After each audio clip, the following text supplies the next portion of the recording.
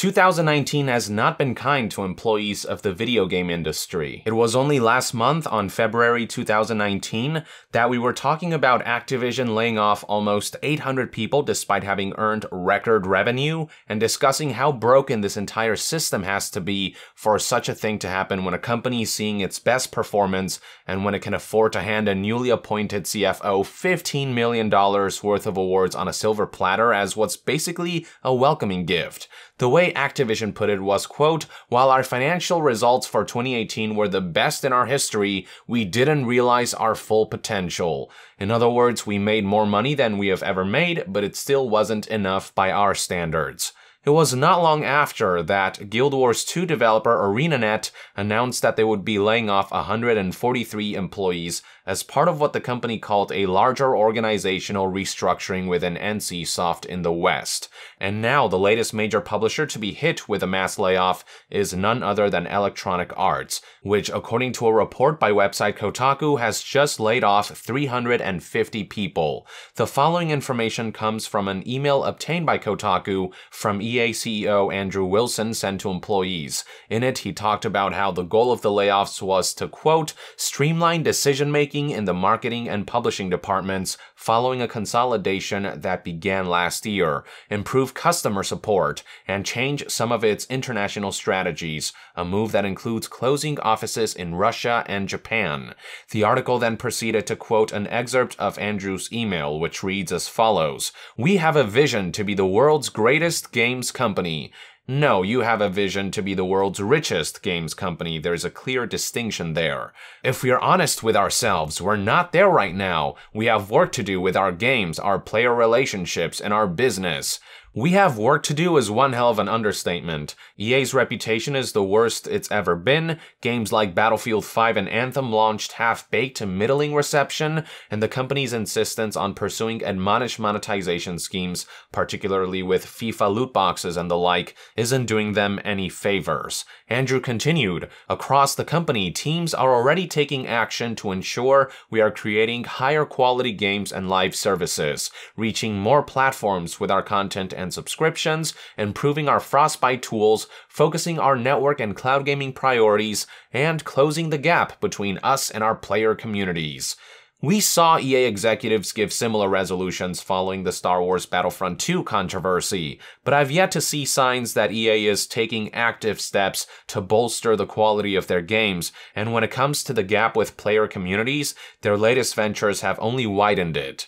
Shortly after the publishing of this article, Andrew Wilson took to EA's official website to release the following statement. "Today, we took some important steps as a company to address our challenges and prepare for the opportunities ahead. As we look across a changing world around us, it is clear that we must change with it. We are making deliberate moves to better deliver on our commitments, refine our organization, and meet the needs of our players. As part of this, we have made changes to our marketing and publishing organization, our operations teams, and we are ramping down our current presence in Japan and Russia as we focus on different ways to serve our players in those markets. In addition to organizational changes, we are deeply focused on increasing quality in our games and services. Great games will continue to be at the core of everything we do, and we're thinking differently about how to amaze and inspire our players. This is a difficult day. The changes we're making today will impact about 350 roles in our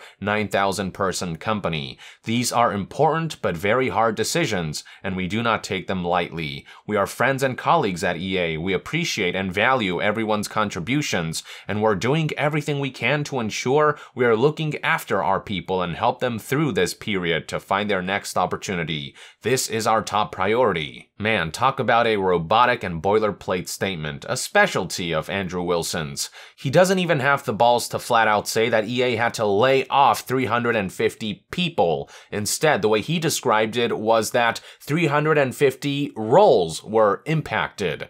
Andrew can't even give these people the dignity of being recognized as human beings whose livelihoods were upended. just goes to show how employees at major publishers like EA are seen as nothing more than expendable tools who can be easily discarded, all while executives continue to pocket money by the tens of millions. The only silver lining to all this is that the laid-off employees are being provided severance packages and other resources to hopefully help them with a smooth transition. Something else Kotaku's article pointed out was that this latest wave of layoffs was something employees were expecting for quite some time, since as far back as October 2018, though based on what one source insinuated, many seemingly felt like they were in a state of limbo, not knowing exactly if and when the layoffs could be expected. So the arrival of the layoffs came as a relief to some, likely because they could finally start planning ahead rather than living in a perpetual state of not knowing what the future holds. So yeah, that's where we currently stand with what is unfortunately an all too familiar story. Once again, it's the ground floor employees who have to pay the price for the poor decision making on the higher-ups' part. Now, it doesn't look like developers were affected by EA's mass layoffs, with the focus having been placed on trimming down non-game development departments like marketing, publishing, and operations. This isn't dissimilar to how Activision handled their recent mass layoff, with the aim to bolster development studios and their output of games, while scaling down on departments like quality assurance, customer support, publishing, esports, etc. Not sure if EA is taking cues from Activision and pursuing a similar strategy, or if EA's layoffs were caused by their own strategies, but what it all ultimately comes down to is, well, money. It's not enough for publicly traded multi-billion-dollar companies like EA to be stable. They have to be constantly growing because that's what investors and shareholders expect. At their core, companies like EA and Activision are in the business of growing the investments of the already rich, and products like video games are just a vehicle. But at least some companies find a middle ground where they give a damn about shipping high-quality products for consumers and valuing their employees while growing their business. At least some companies are run by leaders who actually take responsibility when higher-ups' poor decisions lead to rough patches, with the late Satoru Iwata being Exhibit A. For the likes of EA and Activision, on the other hand, it's all about bolstering numbers at all cost, even if it means sacrificing the quality of their products or upending hundreds of lives. As for how EA is doing from a financial standpoint, well, it is no secret that Battlefield 5 sales disappointed despite having sold a respectable 7.3 million units, and with their Q3 fiscal year 2019 earnings report showing that the company had underperformed, EA stock did see a decline of 13%, one of the biggest single-day drops the company's seen. But then the incredibly successful launch of Apex Legends helped turn outlook around. Not only was Respawn's take on Battle Royale met with overwhelmingly positive reception, on top of that, in just 1 month, the game managed to top 50 million players. But then things took a turn for the worse again with Anthem, a game that launched to mixed to negative reception. The game seemed to have no idea what made looter shooters compelling experiences for enthusiasts of the genre, compounded by the myriad technical issues and lackluster narrative and gameplay elements that plagued the unceremoniously released title. Now, in terms of sales for Anthem, we still don't know what the full picture looks like. On one hand, physical sales were pretty rough in regions like the UK, having sold only half of what Andromeda did during its launch week, and a quarter of what Destiny 2 did during its launch week. On the other hand, it was recently reported that Anthem was the best-selling game of February 2019, that it's the second best-selling BioWare game behind Mass Effect 3, and that it's currently the second best-selling game of the year behind Kingdom Hearts 3. Then again, competition throughout February 2019 wasn't all that fierce, so Anthem being the month's top seller isn't saying that much, and I'm not sure it bodes well for Anthem that it wasn't able to surpass non-live service single-player titles like Mass Effect 3 and Kingdom Hearts 3. While I have no doubt that Anthem sold a respectable few million copies, I'm wondering if it sold enough to satisfy EA's unreasonable standards. Last time we heard, EA wanted to sell 5 to 6 million units by the end of March, and with the end of March looming, we currently don't know if the game managed to reach those figures in light of negative reception. Something else we don't know is what player retention and microtransaction sales look like for Anthem, which are arguably more important than raw sales numbers for live live services.